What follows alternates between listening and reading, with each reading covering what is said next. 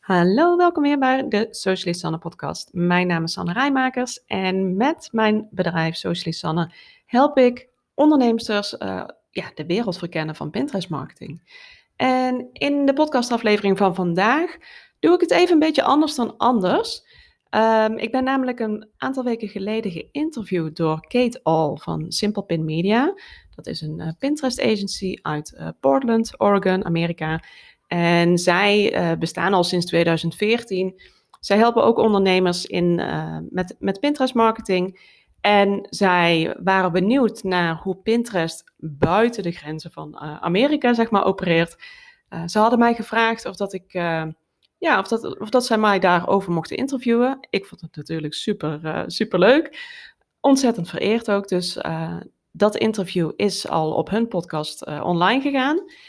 Ik mocht de audio daarvan gebruiken om ook te delen op mijn eigen podcast. Dus dat is wat je vandaag gaat horen. De podcastaflevering is dus van hun podcast. Dus het is hun tune, et cetera. Dus weet dat dat je dadelijk even een ander muziekje hoort. Ik wens je heel veel plezier met het luisteren. Het was voor mij even wennen. Het is helemaal in het Engels trouwens. Dus het was even schakelen om weer in het Engels te praten. Maar al met al kwam het er redelijk uit. Dus als je denkt, ik kan echt totaal geen Engels, dan is dit even niet jouw aflevering misschien. Maar anders zou ik zeggen, ga luisteren, laat je lekker inspireren. En dan zeg ik tot de volgende keer.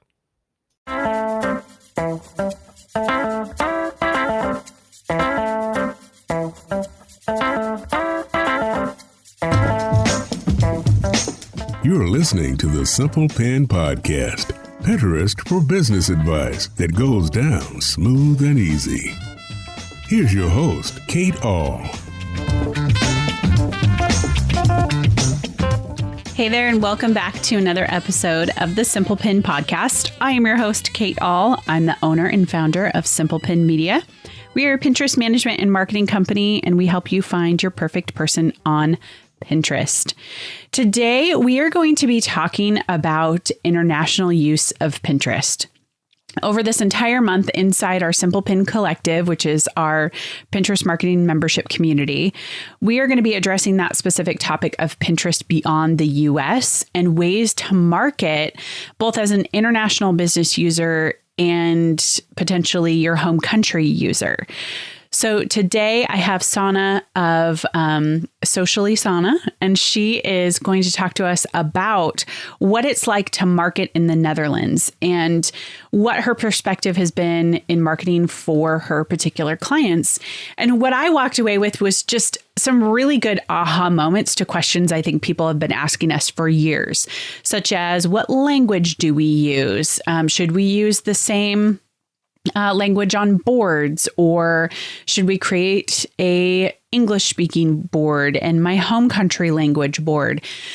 And we really deep dive into that to get you the answers that make it feel productive for your marketing. And I appreciate that we walked away with that answer because it's something I've wondered about for years. So in that sense, it was a big aha moment for me. We're going to spend the next 4 weeks talking about international topics specifically because that is the fastest growing arm of Pinterest. But we also know that it's a little bit frustrating for international users because they don't have the same tools that we have. They might not have story pins or the same ads dashboard, whatever it is. So we're going to really dig deep and get the stories from people who are doing marketing in different countries and what our takeaways are. So with that, we hope you will join us for this series. And if you want more information about the collective, as always, you can join anytime at simplepinmedia.com/collective. And if you want any of the show notes for this episode, you can go to simplepinmedia.com/229. With that, here is my conversation with Sanne. All righty, Sanne, welcome to the Simple Pin Podcast. Well, thank you. Thank you for having me. I am so excited to talk with you because we have seen Pinterest grow so much in 2020, nearly double their users. And what Pinterest has told us is that it's really growing on a global level.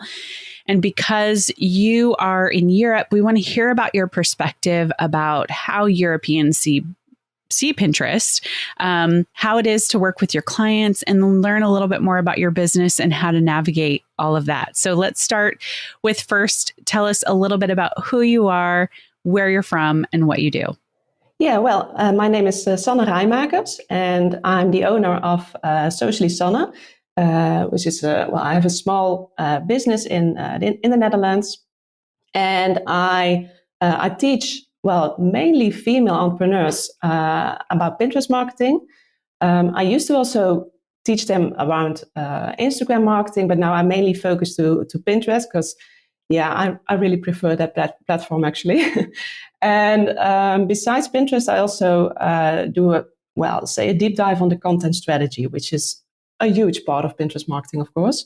I live in the south of the Netherlands. Well, Netherlands isn't that big, but I live in a very small village. And I was raised here. I lived here for almost all my life. So and I'm married.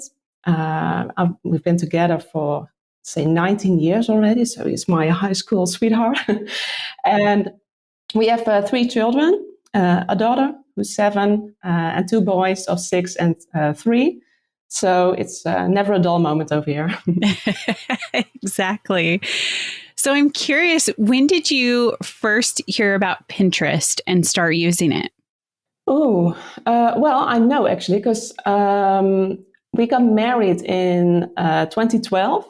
And I think after that, a couple of months after, I used to, I don't know if I was already on Pinterest, but I didn't use it that much. And then I started using Pinterest, and I saw all the wedding stuff, I was like, oh, why didn't I know before? So it was all the ideas, didn't come from Pinterest, but then I saw all the possibilities. So I think it was, say the end of 2012, somewhere. Okay. Did you start using it mostly personal use? Yeah. Not thinking about on a business perspective? No, not at all. Because at that time I still worked in corporate. I only started my business about 2 years ago. So that's when I really started using Pinterest also for my own business.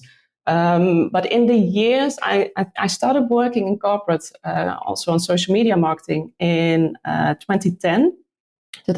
And the main focus then was on Facebook.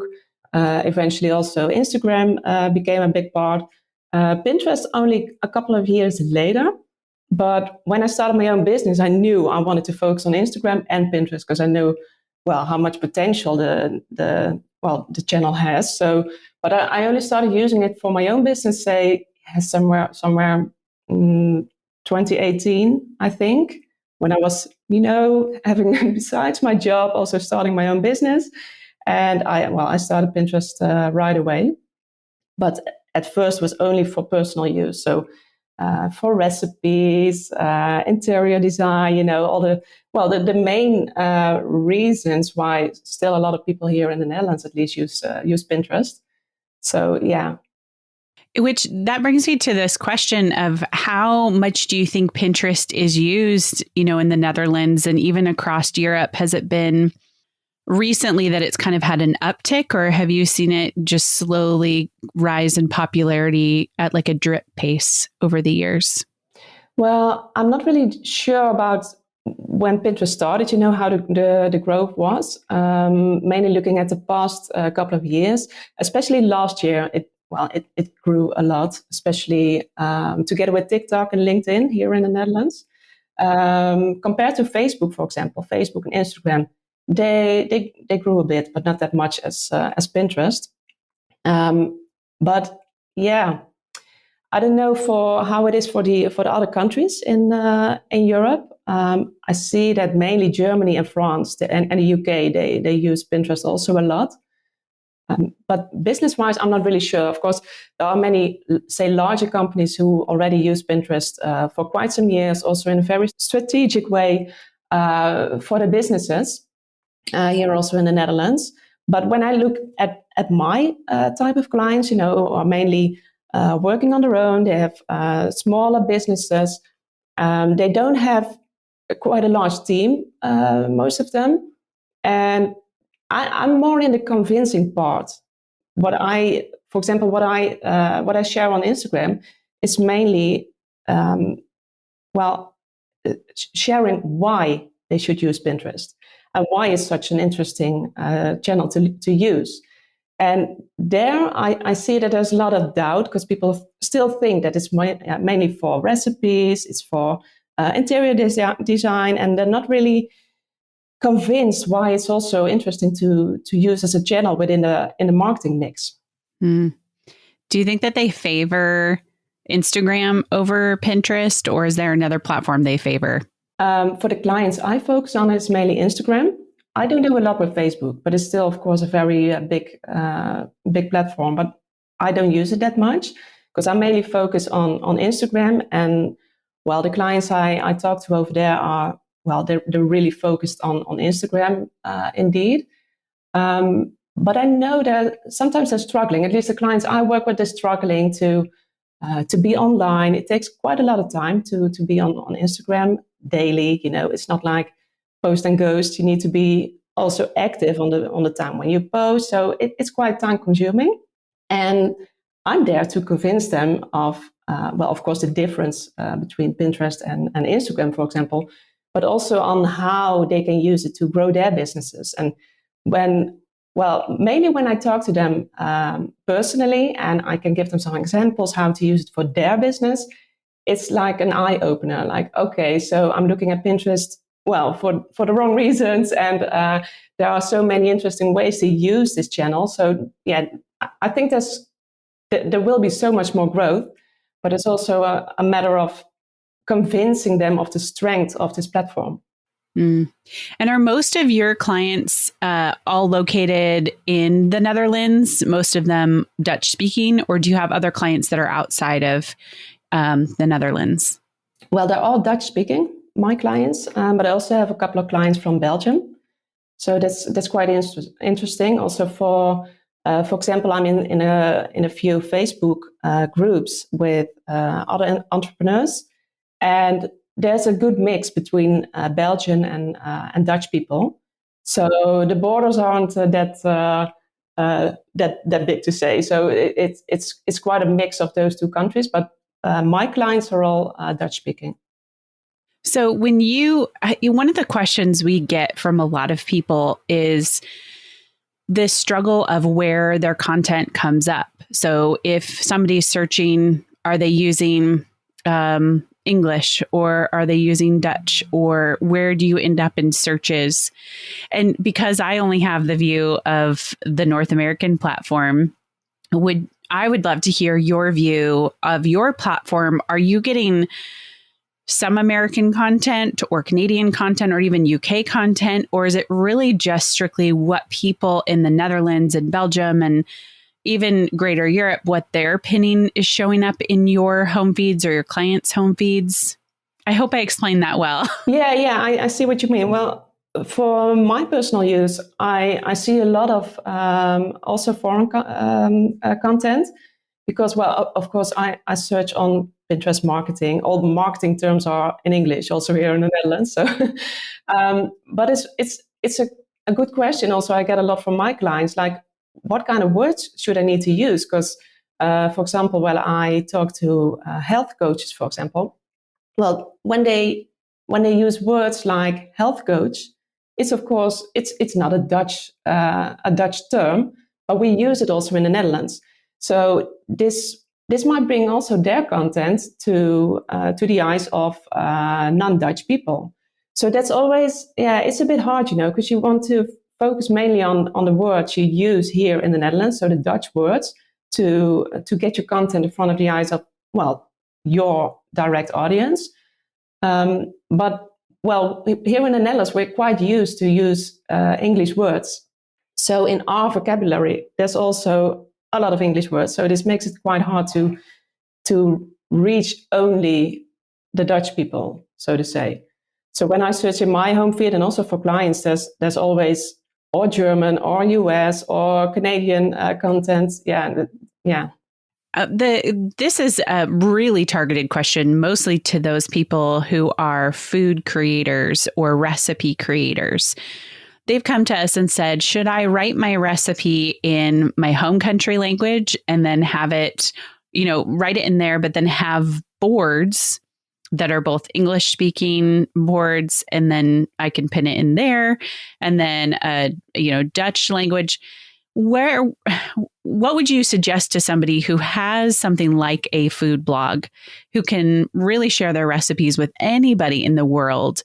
Would you recommend they have boards for each language, or just let Google translate for whoever needs it? Yeah, well, that's really a good question. I believe I had a conversation like this within your collective, so that's very interesting. What I always advise my clients is to look at with the end goal in mind. What language do you use on your website, on the end platform where you send people to? Is it Dutch, for example? Then use Pinterest also in Dutch. Use Dutch keywords, Dutch board titles, etc. To get the algorithm to work as efficient for you as possible. But it's tricky because when you use English words, of course, your audience will be much larger. So, but when you, for example, you have apple pie, a recipe of an apple pie recipe on your website, and it's in Dutch, and you use it's in Dutch is appeltaart.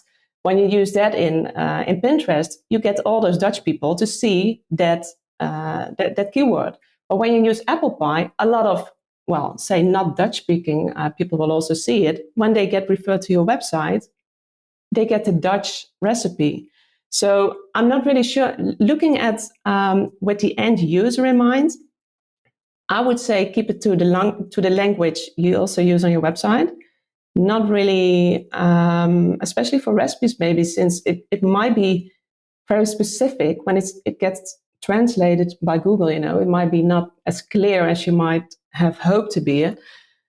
My suggestion would always be stick to your own language, or at least the language you use on your own platform for the user experience. How would you? What do you advise to your clients in this case?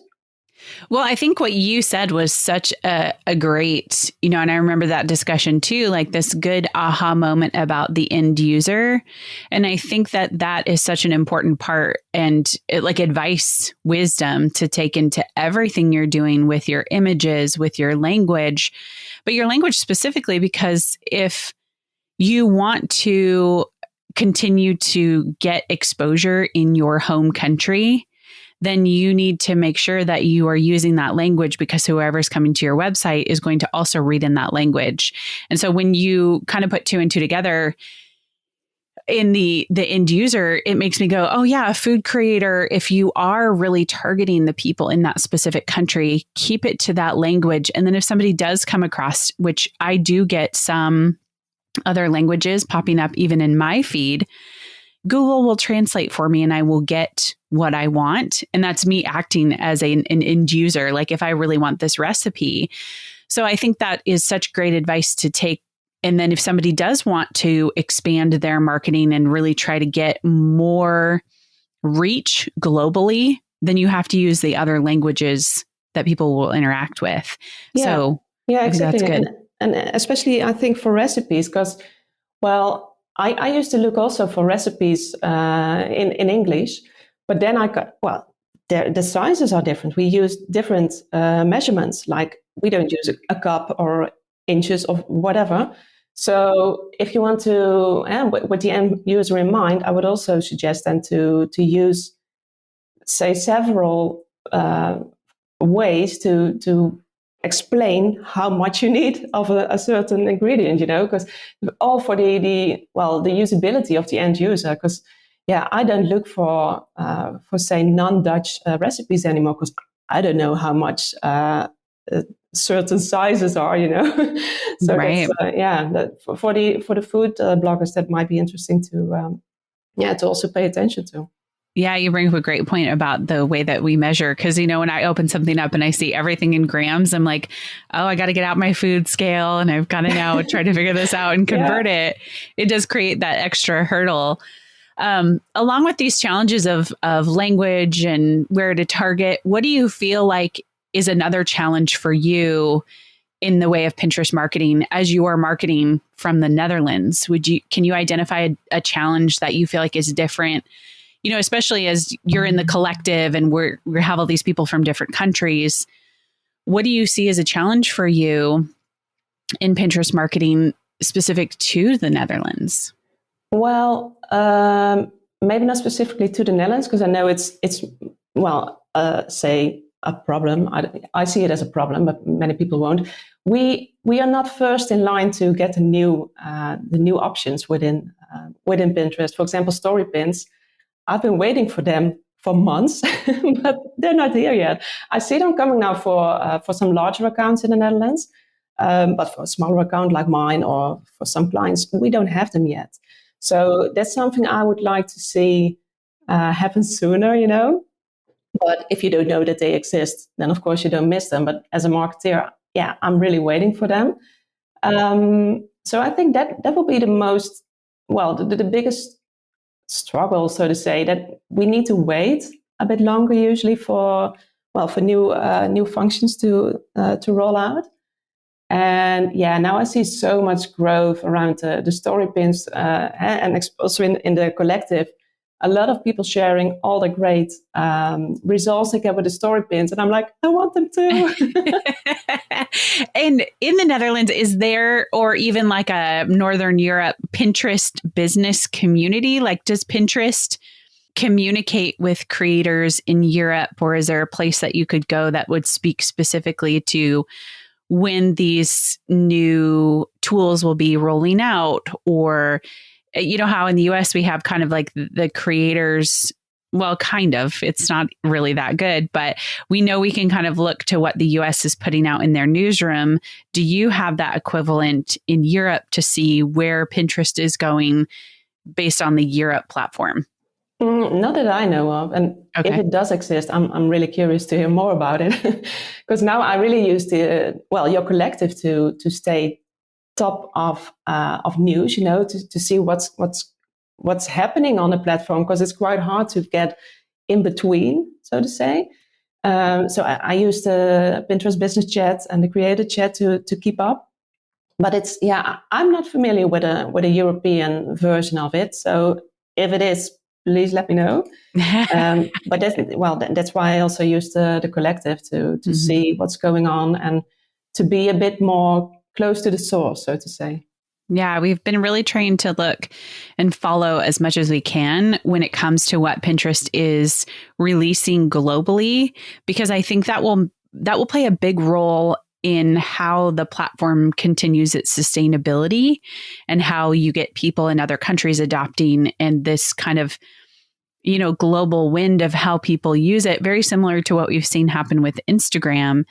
And I think I see Pinterest positioned really well for all countries, because you're simply creating a place where people can search using pictures, or they can save stuff for later. And that's something that crosses all boundaries, right? It allows us, we all have that innate need to save something that we find so valuable. So I love that tool and how it can continue to grow globally. So we will let you know if there's anything we hear about these. We actually, I know I've heard like little rumblings. It was a couple of years ago that there's tiny offices in each country. But again, I don't know how much they know about what's coming or when it's changing. But you do have access to ads, correct? Yeah, we do. Okay. And have you used those for your clients as well, or do they feel a little clunky? I use them for a couple of clients. To be honest, I find it quite difficult because I came from more the Instagram, Facebook advertising side, and I was, totally familiar with that. Then I started using Pinterest advertising, and at first I was a bit overwhelmed with all the tagging, and I find it quite difficult to set it up. So I also purchased the course of Monica Froese. So that was very, very helpful. But I had one client who was really willing to start advertising also on Pinterest, but she did a lot of advertising also on Facebook, which she got really good results from. So it was different, you know. It has a different the platforms are so different from each other, and also how people use the platform. So she was like, okay, it's nice to have it tested, but not really convinced. And I was not still. I'm a bit. I'm not really into the advertising part. I mainly focus on the organic part, and advertising. I don't know. I used it also for a couple of my own. To send people to freebies, But I'm not really convinced. So I think I need to do a bigger deep dive into the advertising part to really have a good budget, have enough time to have the platform also to learn from what you're doing and to optimize the results. So at this point, not yet. But there are many companies who have lots of good results, because also in the Netherlands, I see a lot of ads when I scroll on my own feed. So, Would you say it's like 1 to 3, 1 to 4, kind of like for every 4 organic pins, there's one ad? Yeah, something like that. Yeah, it's getting more, especially last year. I see a lot of growth in the advertising, the amount of advertisements I saw in my feed, indeed.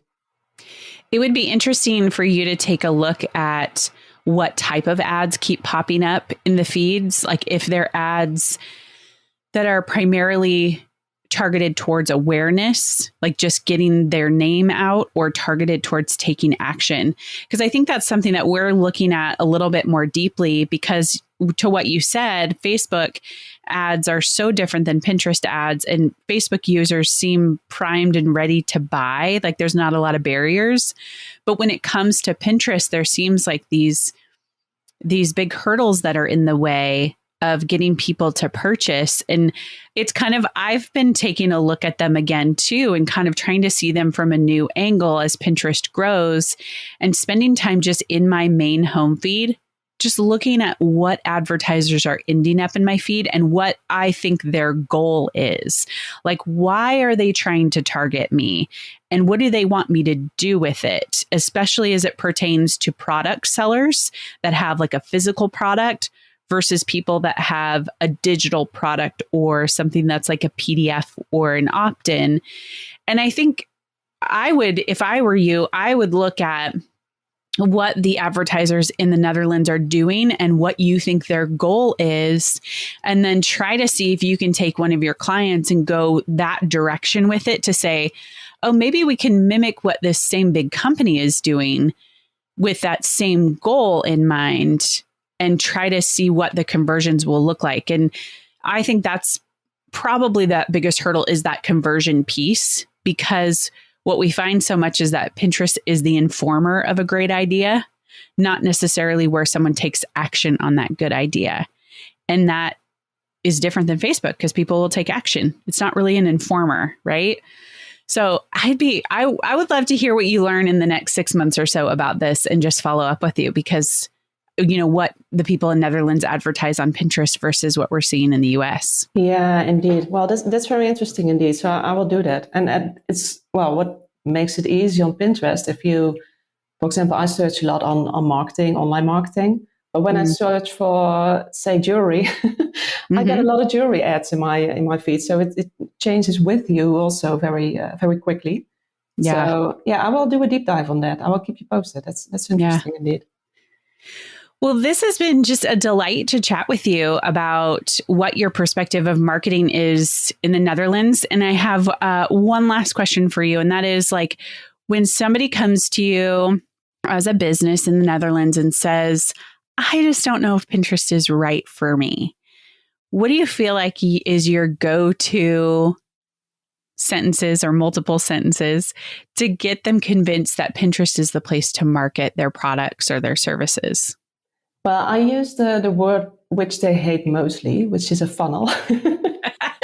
But I just explain, like, what kind of channels do you use now? Which platforms? How much time do they take? And what kind of results do they really bring? And then, especially since I work with mainly solopreneurs, they don't have a lot of time. Many of them also have kids, so they have quite some, they are busy. So they want to make the best use of their time, which they have. So then I explain what Pinterest can do for them. And also then I look at with the end goal in mind. What do you want? Well, mainly they want, for example, more brand awareness, more leads, more people to the website. Well, that's the part where Pinterest can play a big role. So I explain what role Pinterest can play compared to, for example, Instagram. And I really love to use the time they will probably spend on Instagram versus on Pinterest, but also the how do you say it, the lifespan of content on social media channels compared to a Pinterest, for example. And that's usually where they are like, okay, I know enough. I'm really ready to test it out. And then we start looking at what are your goals? What kind of content will you create to reach the results you would like for those goals? And how does Pinterest play a role in this total in the total picture? Because Pinterest, I can explain to you what you already know, of course. Pinterest is just, say, 50% of the entire strategy. And there's so much more which you need to take a look at. For example, your website is in most cases, it's so important. So that's something I also use to get the awareness going for the strength of a platform like Pinterest. Yeah, that's great. I mean, and I hope that every person you explain that to is like, sign me up. Let's do it. That's my job now. So I would love anyone who's listening to just check out what you're doing. So where can they go to look at your website and begin to follow you? Yes, well, my website is sociallysanne.nl. sociallysanne.nl, and I'm mainly on Pinterest, of course, at Socially Sanne, and on Instagram also at Socially Sanne. So those are the places where you can find me. I also have a podcast. So if there are any Dutch listeners who want to listen to Pinterest marketing while they're, I don't know, going on a walk or something, then I also have a podcast. So that's where where you can find me most. Perfect. I will send any Dutch speaking people your way for sure to listen to that podcast. And I love that you're carving out space there too, because I think as we get more Pinterest marketers in other countries really raising awareness about how this is a productive tool for businesses, I think that gives rise to the expansion of Pinterest globally, which is pretty cool for all of us. So thanks for doing that. And thanks for being on this podcast. I really appreciate it. Well, thank you for having me. I really enjoyed talking to you. Thanks so much.